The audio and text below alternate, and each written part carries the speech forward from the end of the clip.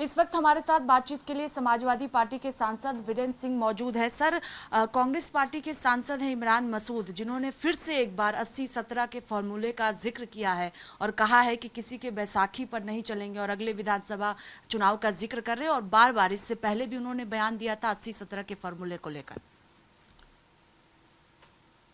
मेरी समझ से इमरान मसूद की वो हैसियत नहीं है कि इस मुद्दे पर बयान दे सकें।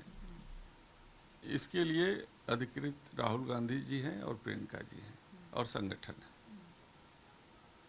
लेकिन वो जिस तरह से बयान दे रहे हैं, आपको लगता है कि कांग्रेस पार्टी को इस पर रिएक्शन देना चाहिए? क्योंकि इससे पहले भी उन्होंने लखनऊ में ये बयान दिया था कि 80-17 का फॉर्मूला नहीं चलेगा। बार बार समाजवादी पार्टी को ये बात कह रहे हैं।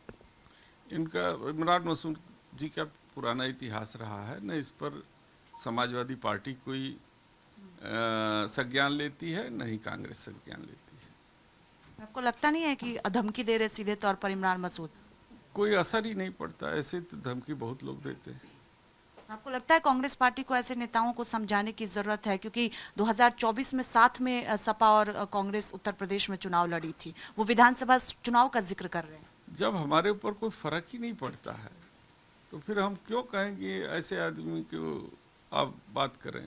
न हमारे ऊपर फर्क पड़ता है, न कांग्रेस के ऊपर फर्क पड़ता है।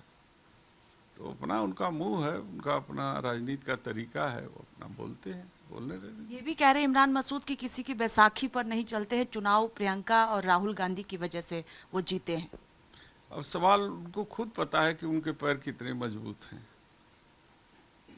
तो जो यहाँ तक चल के आए हैं तो क्या अपने पैरों पे चल के आए हैं? ये उनसे सवाल खुद से पूछना चाहिए।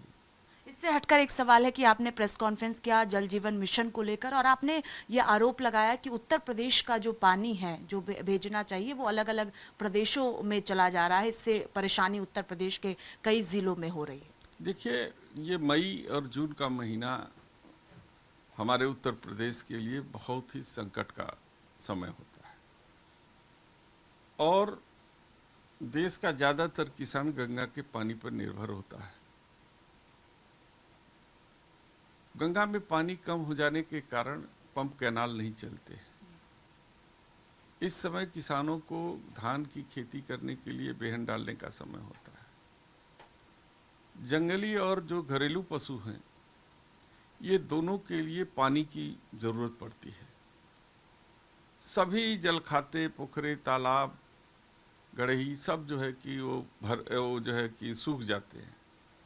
तो सरकार की जिम्मेदारी बनती है कि नहरें चला करके पंप कैनाल चला करके उन जल खातों को भर दिया जाए, और जो हमेशा होता आया है। लेकिन चूंकि गंगा जी में पानी नहीं है, इसलिए सरकार इस कार्यक्रम को बहुत मजबूती के साथ नहीं कर पा रही और नहीं पंप कैनाल चला पा रही है, जिससे किसानों को खेती के लिए, धान की खेती के लिए अपनी तैयारी कर सके। तो इसका मुख्य कारण जो मुझे समझ में आया, तो जब मैं हरिद्वार गया तो मैंने देखा कि गंगा नदी का पानी किसी अन्य प्रदेशों में चला जा रहा है और उत्तर प्रदेश के हिस्से का पानी उत्तर प्रदेश को नहीं मिल पा रहा है। इससे हमारा किसान एक एक बूंद के लिए तरस रहा है और दूसरे प्रदेशों को चला जा रहा है।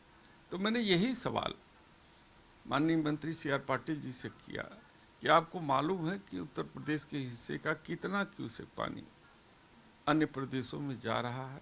मेरे इस सवाल का जवाब उनके पास नहीं था। तो मैंने उनसे कहा कि मुझे इस सवाल का जवाब चाहिए। उन्होंने कहा कि मैं लिखित रूप से आपको दे दूँगा। बहुत शुक्रिया बातचीत के लिए। कैमरा पर्सन सचिन के साथ स्वाति पाठक, भारत समाचार, दिल्ली।